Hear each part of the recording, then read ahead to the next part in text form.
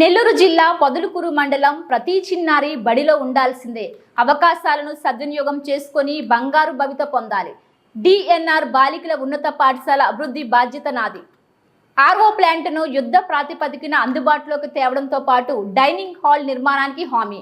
పొదలకూరులోని DNR బాలికల ఉన్నత పాఠశాలలో విద్యార్థులకు విద్యా సామగ్రి కిట్ల పంపిణీ సందర్భంగా సర్వేపల్లి శాసనసభ్యులు సోమిరెడ్డి చంద్రమోహన్ రెడ్డి ఎమ్మెల్యేగా మొదటిసారి తమ స్కూల్కి వచ్చిన సోమిరెడ్డికి ఆత్మీయ స్వాగతం పలికిన చిన్నారులు. మొదట డిఈఓ రామారావు, హెచ్ఎం ఉపాధ్యాయులతో సమావేశమై సమస్యలపై చర్చించిన సోమిరెడ్డి 730 మంది విద్యార్థినులు చదువుతున్న ఈ ఉన్నత పాఠశాలలో డైనింగ్ హాల్ నిర్మాణానికి ప్రతిపాదనలు సిద్ధం చేయాలని అధికారులకు ఆదేశం. విద్యార్థులకు క్రీడా మైదానం ఏర్పాటుతో పాటు సమీపంలోని వసతి గృహాన్ని అందుబాటులోకి తేవడంపై చర్చ. విద్యారంగం కోసం ప్రభుత్వం వేలాది కోట్లు ఖర్చు పెడుతుంది. తల్లిదండ్రుల కష్టాన్ని గుర్తించి పిల్లలు బాగా చదువుకోవాలి.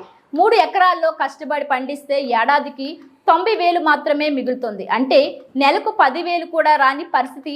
పట్టుదలగా చదివి ఉన్నత శిఖరాలు అధిరోహిస్తే మంచి జీతాలతో జీవితంలో స్థిరపడవచ్చు. అందుబాటులో ఉన్న అవకాశాలను సద్వినియోగం చేసుకొని బాగా చదువుకోండి. పిల్లలు బాగా చదువుకొని జీవితంలో స్థిరపడితే తల్లిదండ్రులకు పండగే. ఈ విద్యా సంవత్సరంలో 10వ తరగతి విద్యార్థులు 100% ఉత్తీర్ణత సాధించాలి. డ్రాప్అవుట్స్లో ఎక్కువగా గిరిజన, దళిత చిన్నారులు ఉండటం బాధాకరం. బడి ఏడు కలిగిన ప్రతి బాలుడు, బాలిక స్కూల్లో ఉండేలా ఉపాధ్యాయులు, తల్లిదండ్రులతో పాటు సహచర పిల్లలు కూడా బాధ్యత తీసుకోవాలి.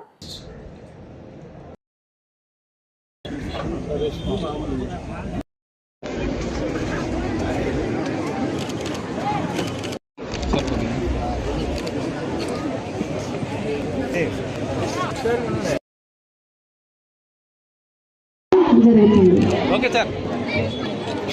ఎవరు నేను ఎమ్మెల్యే, మంత్రి ఎవరు? ఎమ్మెల్యేనా మంత్రి? ఎవరో చెప్పండి, మా తెలియదు, పేరు తెలియదు. ఆయన ఏం చేస్తున్నారు, మీరేం చేస్తున్నారు? షేర్ చేసుకుంటూ సంతోషం. ఇక్కడ 730 మంది విద్యార్థులు ఉన్నారు, స్టూడెంట్స్. 34 మంది టీచర్స్ ఉన్నారు. మీకోసం లెఫ్ట్ సైడ్ మాట్లాడతారు. నా ఊరికి వెళ్ళా, హజరత్ నాయుడు కొడుకు సాఫ్ట్వేర్. ఎంత శాలరీ? 44 లక్షలు సంవత్సరానికి.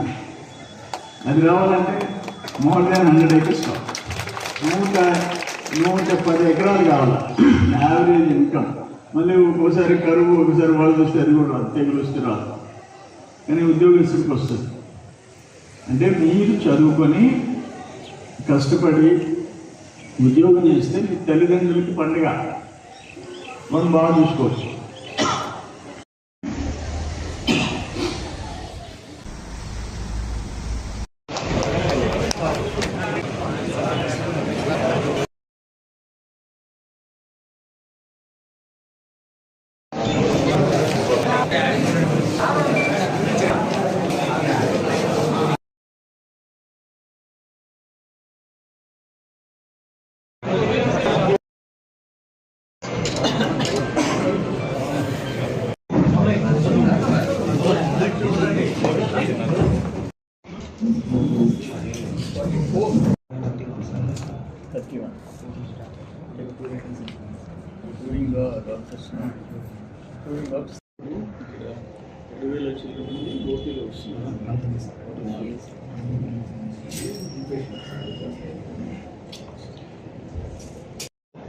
ఇది ఒక మంచి సెంటర్ అయింది.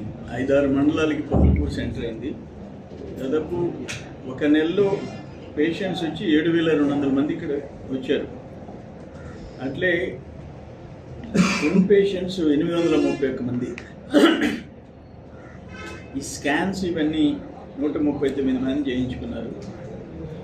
ఈ number of patients tested in house 1156. Number of in house lab test, ఇక్కడ ల్యాబ్లో టెస్ట్ చేసినవి ఆల్మోస్ట్ 8,550. సో ఇది ఈ ప్రాంతంలో పొదలకూరు మండలమే చాలా పెద్ద మండలం.